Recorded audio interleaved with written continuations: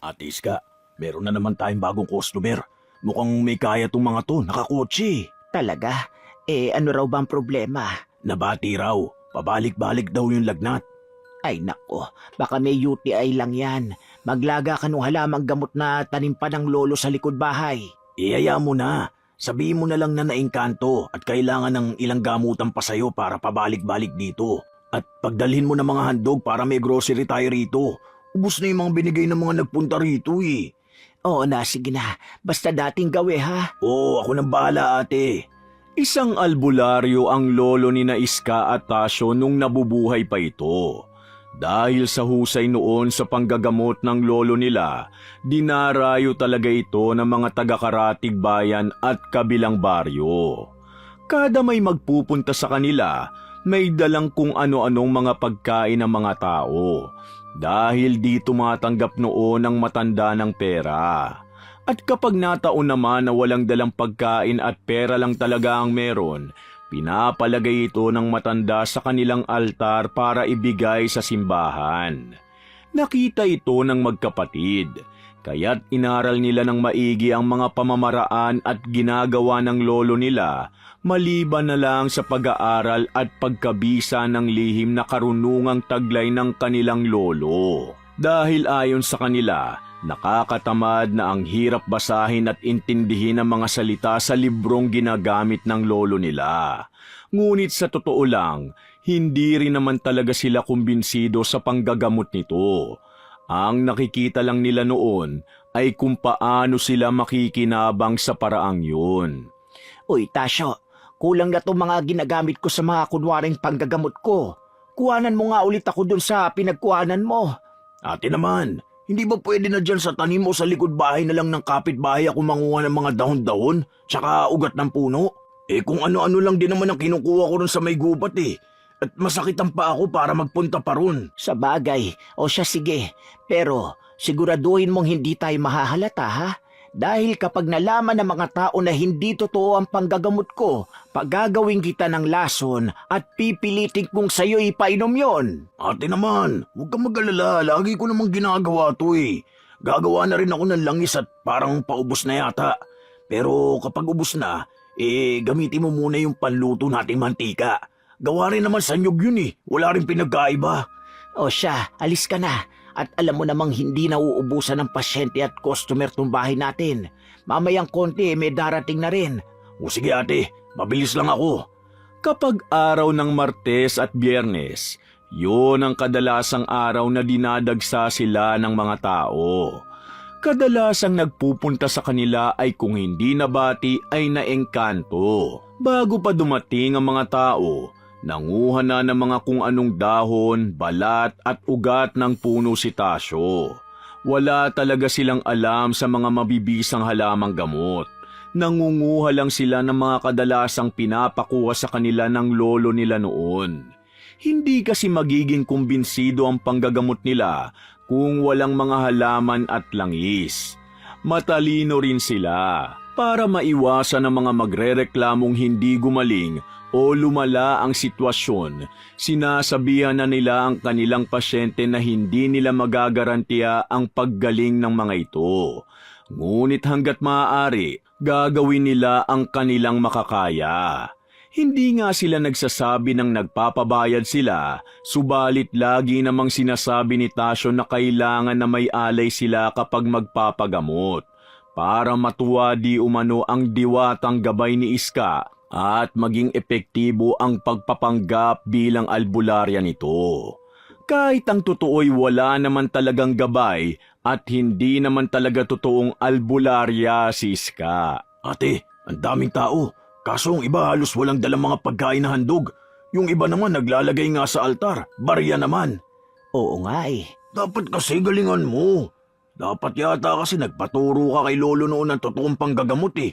Para talagang kapanipaniwala. Abay, tiba-tiba tayo kapag taga-syudad o taga-bayan ang dumayo sa atin. Paano ko naman aaralin ang mga orasyon ng lolo noon? Nakalimutan mo bang hanggang 3 baitang lang ako sa elementarya? Hirap nga ako magbasa eh. Magmemorya pa kaya ng mga nakasulat sa maliit na libro niyang hindi ko maintindihan ang sinasabi? Yan kasi hindi ka nag-aaral ng mabuti dati. Abat, Kung makapagsalita ka, akala mo hindi ka lumiliban sa klase noon para maligo lang sa ilog ah. Kaya ka nga pinatigil nila tatay noon, di ba? Oo na, sige na. Ipagpatuloy mo ng ginagawa mo. At kakausapin ko na muna yung mga ibang nag-aabang sa labas para malibang naman sila kahit papano. Lumabas ng bahay si Tasyo para kausapin at aliwin ang mga ibang pasyente ng kapatid na si Iska. At habang inaaliw at kinakausap nito mga tao sa labas, lumapit naman si Mang Kulas sa kanya na kapitbahay lang din nila. Alam ni Mang Kulas na peke ang panggagamot ni Iska at kasabwat si Tasyo. Ngunit kahit alam nito ang panluloko ng magkapatid, hindi niya na ito pinagsasabi pa.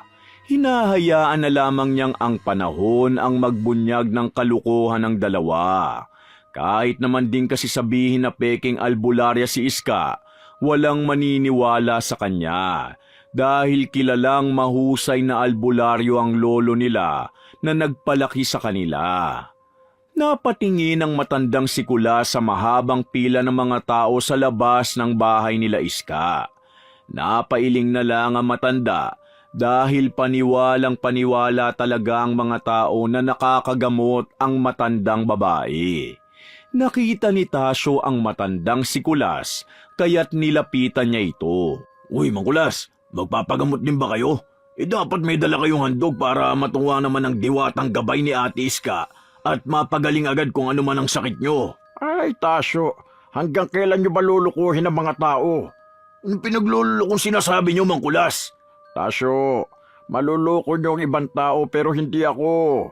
Nakakalimutan nyo yatang ako ang utusan dati ng lolo nyo at kasama niya sa panggagamot niya. At mas lalong kilala ko kayong magkapatid. Mas may alam pa nga yata ako sa panggagamot kaysa sa inyo eh. Naiinggit ka lang sa amin, Mang Kulas eh. Kasi hindi kami nauubusan ng makakain ni ate sa bahay kahit wala kami mga trabaho. At isa pa, kung talaga may alam kayo, bakit hindi nyo gayahin ang ginagawa namin kaysa nakikialam kayo? Di bali nang maghirap ako. Basta hindi ako manloko ng kapwa. Di kayo na mabait. Tsaka kahit ano pang sabihin mo, Mang Kulas, walang maniniwala sa'yo. Napailing na lang ang matandang si Kulas habang papaalis si Tasyo para puntahan at tanggapin ang mga dalang handog ng mga magpapagamot at nagpapahilot. Hindi naman ganoon karami at kamahalang dala ng mga pumupunta roon. Ngunit dahil sa dagsanga ang mga tao, ay halos hindi na nauubusan ng supply sa bahay ang magkapatid na sina Iska at Tasyo. Ang perang inilalagay naman sa altar ng mga ito na sinasabi ng magkapatid na ibibigay sa simbahan na pupunta talaga sa mga bulsa nila. Gaya ng sabi ng iba, mas lamang ang madiskarte sa masipag. Kaso nga lang, ang pamamaraan ng magkapatid ay masama. Ngunit wala na ito sa kanila. Ang mahalaga, maisalba ang mga sarili nila ng walang kahirap-hirap. Kinagabihan nun, nabanggit ni Tasyo ang tungkol kay Mang Kulas. Alam mo ba, ate? Nagpunta kanina si Mang Kulas dito. Itigil na raw natin ang ginagawa natin. Kahit kailan talaga masyadong pakailamero matandang yun. Naiinggit lang yun dahil tayong pumapaldo dahil sa pagsunod dati sa gawain ng lolo. Samantalang siya na parang kanang kamay na ng lolo dati. Ayan, halos walang makain. Hinamon ko na nga kanina eh. Sabi ko, manggamot din siya at manghilo tapos mangengganyo ng mga tao para hindi tayong pinakikialaman niya. Pero pansin ko naman, hindi naman siya nakikialam mula pa noon. Pero huwag pa rin tayong magpakampante ha. Dapat handa pa rin tayo kung sakaling may gawin siya para hindi mabulilyaso tong diskarte natin. Abay, kung mawawala to, sa kangkungan tayong dalawa pupulutin. Ay nako, malabo yung mangyari ate. Napakahusay mo kayong umarte. At ang galing mo ring magrason kapag may hindi talaga gumagaling. Abay, natuto lang din ako sa mga nakakatakot na kwento sa radyo na pinakikinggan ko dati. Mahirap nang maging tanga sa trabaho na to, no? Di bali na nga magmukhang tanga eh. Wag lang talagang literal na tanga. Pero ikaw pareho eh. Mukhang tanga na nga, tanga pa talaga. Grabe ka namang isungal nga sa mukha akong pagiging tanga. Biro lang. Sige na, kumain ka na, tanga. Masaya ang magkapatid ng araw na yon dahil marami ang nagpunta sa kanila. Dinagsaman sila ng mga tao, Ngunit sa dinami-rami ng mga yon ay hindi pa talaga sila nakatagpo ng malalang pasyente na talagang susubok sa pagpapanggap ni Iska bilang albularya. Kinabukasan araw ng Biyernes at gaya ng nakasanayan, maraming tao na naman ang dumating sa kanila. At saktong magdidilim na ay saka naman naubos ang mga tao. Nang magliligpit at magsasara na ng bahay si Natasio, isang matandang lalaki na may kasamang dalaga ang dumating. Magandang gabi po. Dito po ba ang bahay ng albularyo na si Iska? Naku, Tasyo, may humabol pa. Sabihin mo na bumalik na lang bukas at iwan ang handog kung meron dahil magpapahinga na ako. Pagod na ang kamay ko sa rami ng hinilot ko kanina. Sige ate, sasabihan ko. Nako, tapos na po ang oras ng panggagamot eh. Balik na lang po kayo bukas ng mas maaga at iwan na lang po ang handog o alay na dala ninyo. Pakiusap, tulungan nyo kami. Galing pa kami sa malayong bayan para lang sa JC Sky. Para gamutin ang anak ko. Kapag napagaling niya ang anak ko, magbabayad daw ng malaking pera kahit magkano. Biglang nagliwanag ang paligid at kuminang ang mga mata ni Tasyo nang marinig niyang magbibigay ng malaking halaga ang matandang lalaki. Agad na sinabi naman ni Tasyo sa kapatid na si Iska ang alok nito. Nang marinig naman ng kapatid yon, agad niyang inutusan si Tasyo na papasukin na ang mga ito. Dali-dali namang pinapasok ni Tasyo at ang kaninang masungit niyang pakikipag-usap ay bigla na lang nag-iba ang tono. Malaking pasasalamat naman ng matandang lalaki nang pumayag si Iska na gamutin ang anak niya at papasukin sila. Nang makita ni Tasyo ang dala nitong dalaga, pansin niya ang pananamlay nito at pangingitim ng ilalim ng mga mata, gayon din ang mga sugat sa katawan nito. Ano nga pala ang pangalan nyo at ano nangyari dyan sa anak nyo? Parang nangihina na yan ah. Ako si Andoy at ito naman ang anak ko si Minda. Namamantal po siya. Tapos kapag ating gabi sumisigaw at may naglalabasan ng maliliit na bagay sa mga pantal niya. Kaya hindi talaga gumagaling ang mga sugat niya. Lumalaki rin ang tiyan. May nobyo ba to? Abay baka buntis yan at dala lang ng pagbubuntis yang tumutubo sa katawan niya. Sana nga ganun na lang at matatanggap ko naman. Pero dinala ko na siya sa doktor eh. Pero wala silang makita. Normal lahat ng resulta ng test sa kanya. At isa pa, hindi naman naglilihim ang anak ko sa akin. May usapan din kasi kami na ayos lang magnobyo siya. Pero dapat alam niya ang limitasyon niya.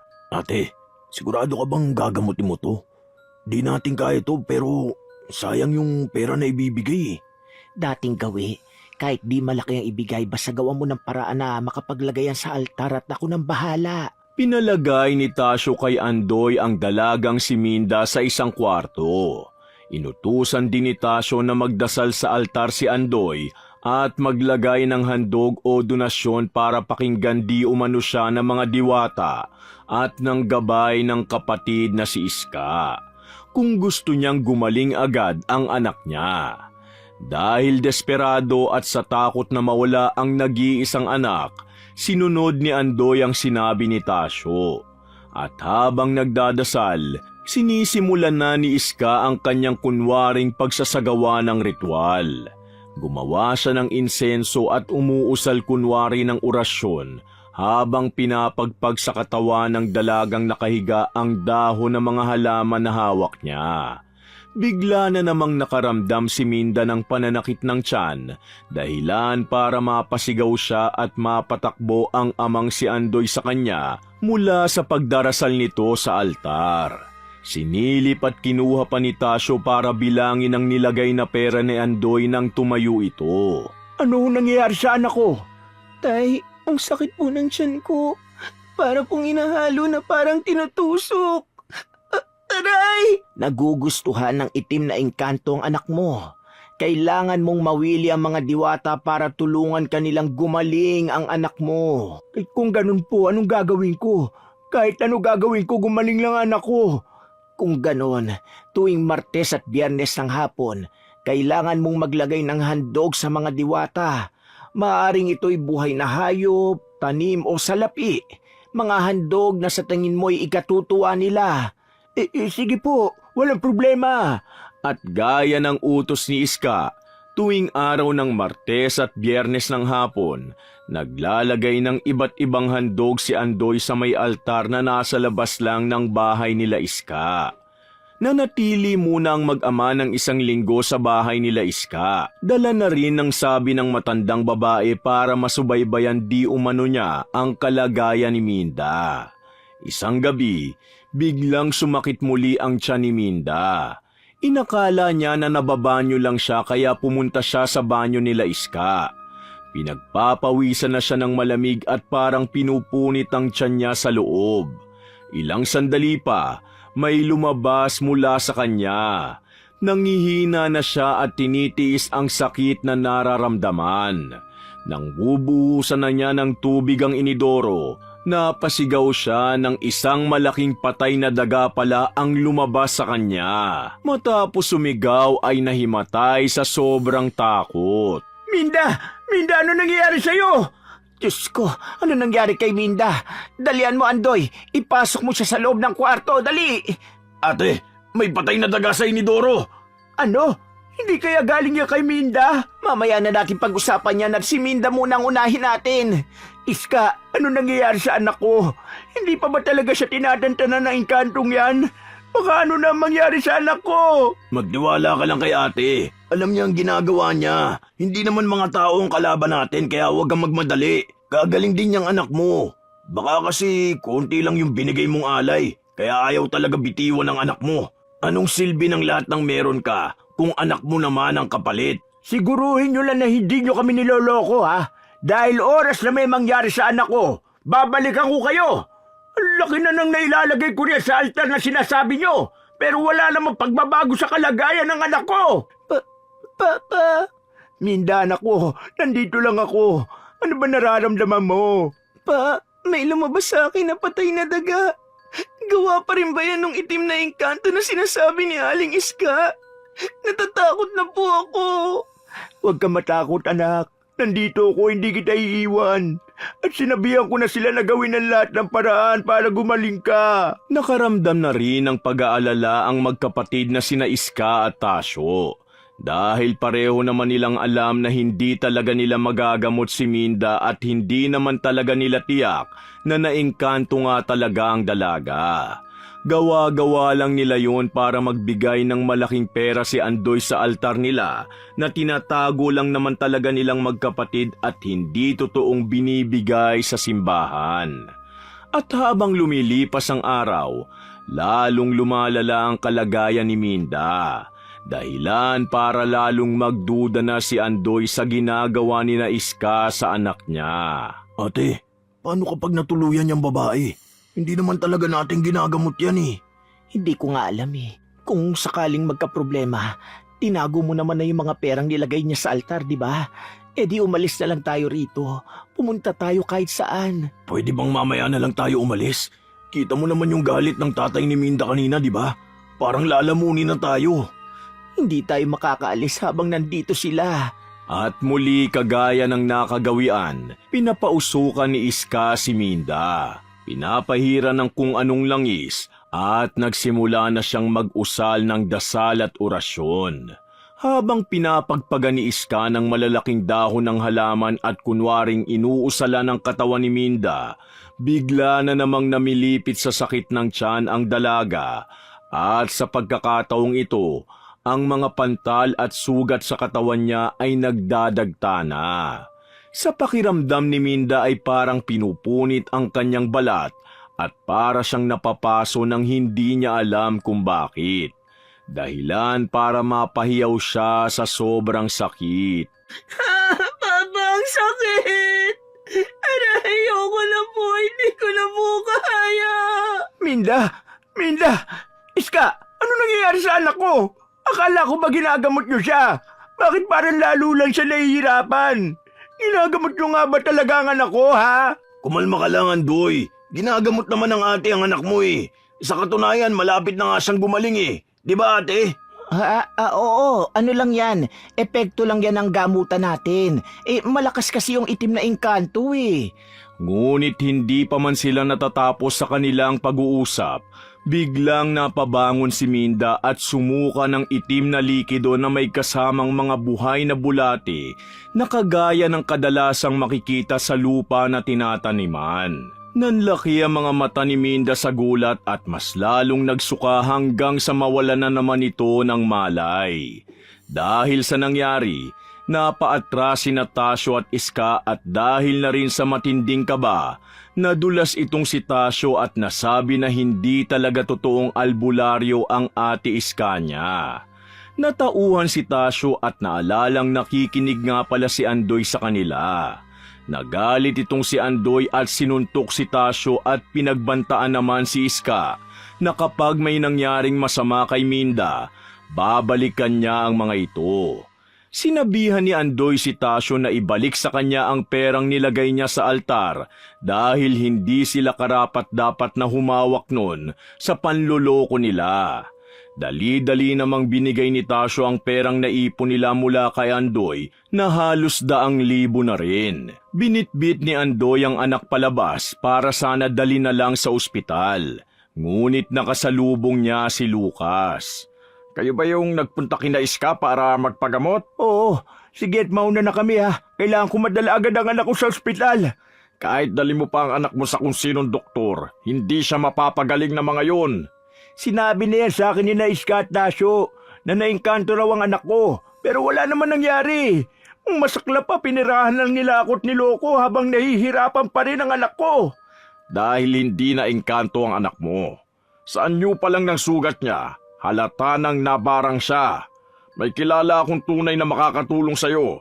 Kung sa matandang magkapatid na yon, pinirahan ka lang, dito, dasal lang ang gagawin mo. Dahil sinasabi ko sa'yo, oras na dalhin mo ang anak mo sa doktor ngayon, hindi rin siya magtatagal. Itataya ko ang buhay ko para maniwala ka.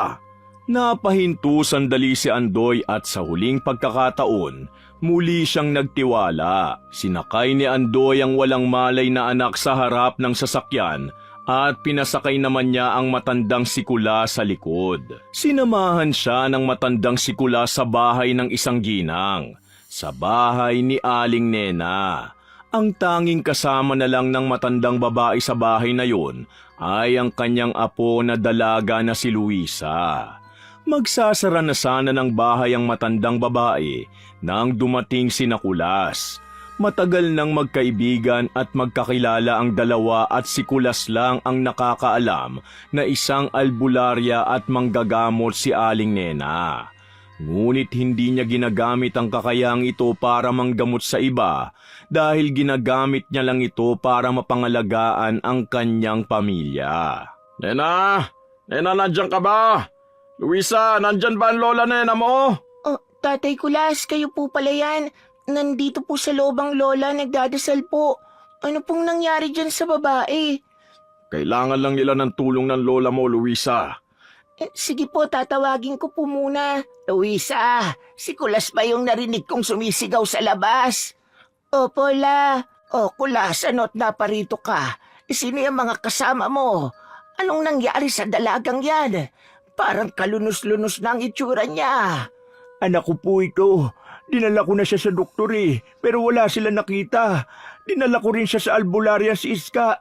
Ang sabi nagugustuhan daw ng itim na engkanto pero wala pa rin pagbabago. Dumudumi ng patay na daga ang anak ko at sumusuka ng bulate. Pakiusap, tulungan niyo po ang anak ko. Siya na lang ang meron ako Hindi naman totoong albularya yang si Iska. Walang alam yan sa panggagamot. Tanging ang lolo lang nila ni Tasyo ang totoong albularyo at manggagamot.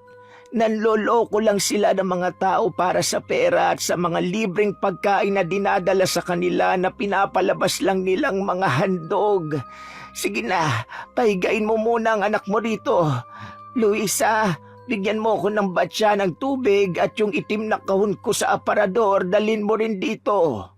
Bago magsimulang tawasin ni Aling Nena si Minda, tiningnan muna niya ang guhit ng dalawang hinliliit ng dalaga.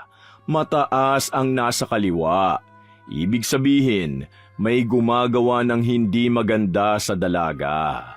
Habang walang malay, tinawas muna ng matandang babae ang dalaga At dito natuklasan niyang hindi engkanto o anumang elemento ang gumagambala kay Minda, kundi isang mambabarang.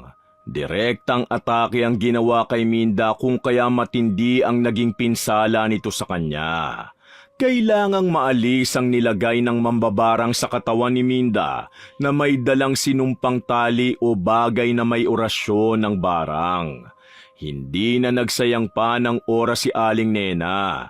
Agad na gumawa ito ng pamaham at kinuha ang kanyang pulang libreta na nasa loob ng itim na kahon.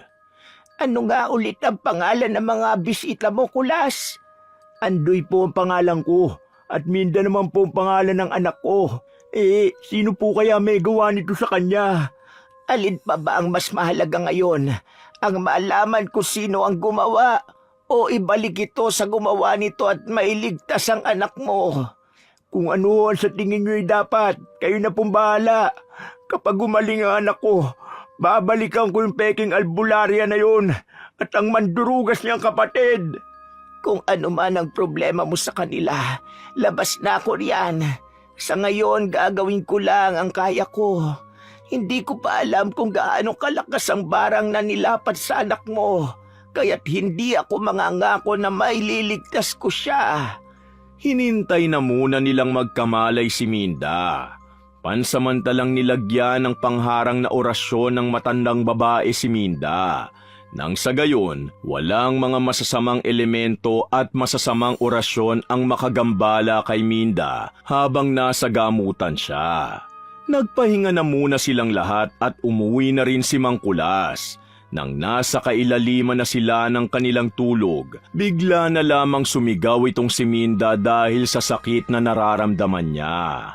Agad na pinuntahan ni Andoy ang anak para tingnan kung anong nangyayari rito. Sumunod naman si Aling Nena. Mabilis na nagdasal ang matanda. Hinipan niya ng orasyon si Minda para pansamantalang mawala ang sakit na nararamdaman nito. Pinakalma niya si Minda at hinawakan ng ulo nito at paulit-ulit na umusal ng orasyon. Hanggang sa sinamo na niya ang nagbigay ng barang kay Minda. Bakit mo ginawa ito sa batang ito? Sumagot ka!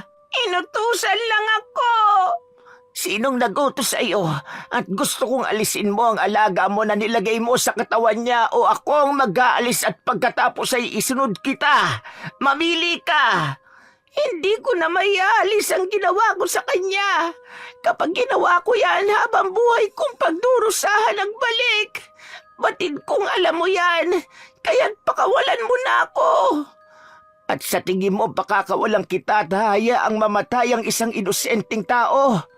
Humihingi ka ng imposibleng pabor dahil mukhang wala ka namang balak alisin ang ginawa mo sa dalagang to. Tatapusin ko na lang ang alaga mo. Sunod ikaw kasama ang nag-utos sa iyo. Ibabalik ko ng 3 beses ang ginawa mo. Hintayin mo. Pinaglatag ni Aling Nena si Andoy nang mahihigaan ni Minda sa papag. Kasunod nito, pinabuhat niya kay Andoy si Minda at pinahiga. Naglagay at nagsindi ng itim at puting kandila ang matandang babae. Puti, itim, puti.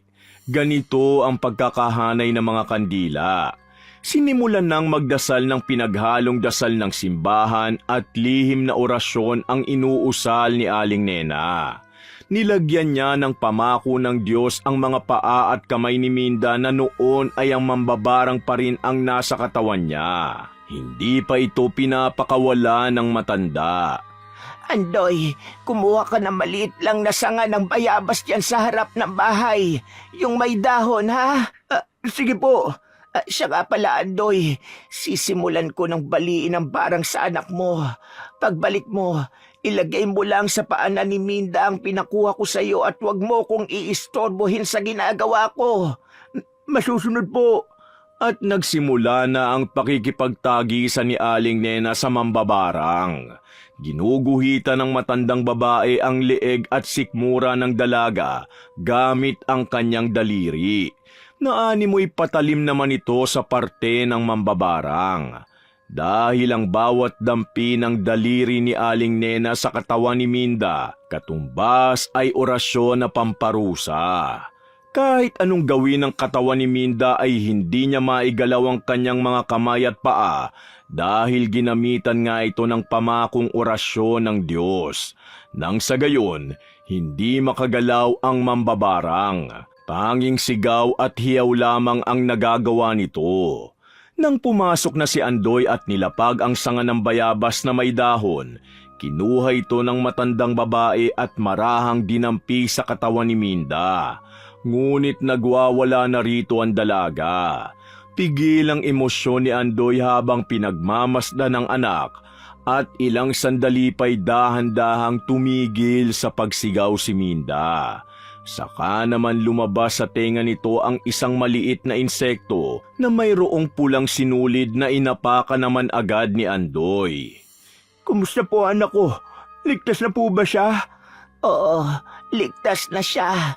Ibinalik ko na ang barang sa kung sino man ang gumawa nun sa kanya at pinatalbog ko na rin yon sa nag-utos. Huwag mo nang tanungin kung papaano ko ginawa. Ang mahalaga, ligtas na ang anak mo. Naku, paano ko ba kayo mapapasalamatan? Magkano po ba ang serbisyo nyo? Nako, hindi ako nanghihingi ng bayad. Mawawala ng bisa ang panggagamot ko kapag ginawa ko yan. Dalin mo muna si Minda sa kwarto ng apo ko. Sa akin naman matutulog si Luisa eh. Bukas ay gagawa ako ng gamot para sa mga sugat ni Minda. Pero sa mga magiging peklat, wala na akong alam kung paano alisin yan. Hindi na po bali. Ang mahalaga, magaling na ang anak ko. Nang sumapit nga ang umaga, naging maaliwalas na ang itsura ni Minda.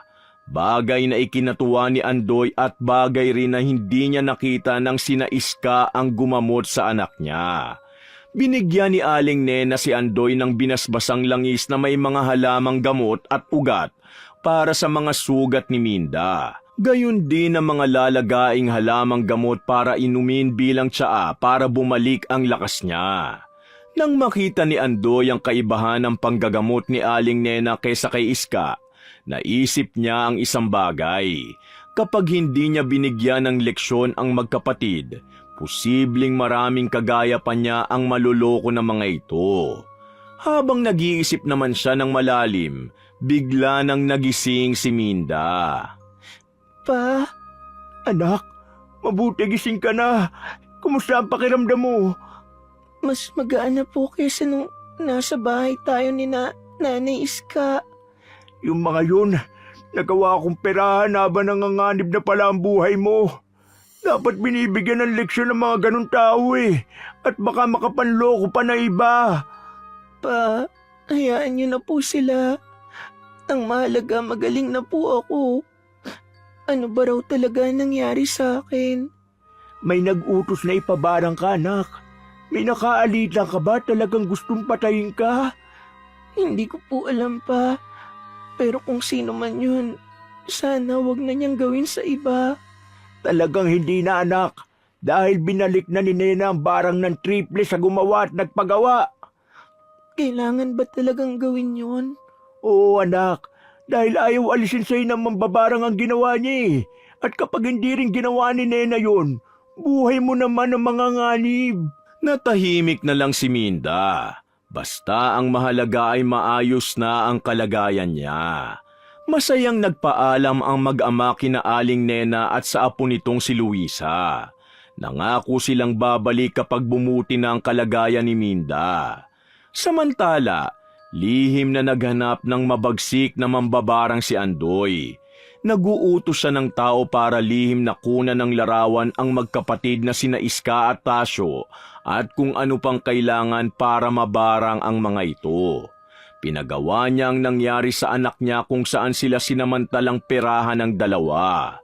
Nang muling dumalaw silang mag-ama kay Aling Nena, nabalitaan nila na pumanaw sa kakaibang sakit ang magkapatid. Ngunit ang duda raw ni Aling Nena ay pinakulam o pinabarang ang mga ito. Walang kaalam-alam sina Aling Nena pati na si Minda na si Andoy ang nagpagawa nun para hindi na muling makapanloko pa ng ibang tao ang dalawa, lalo na si Iska na isa palang peking albularya. Wakas!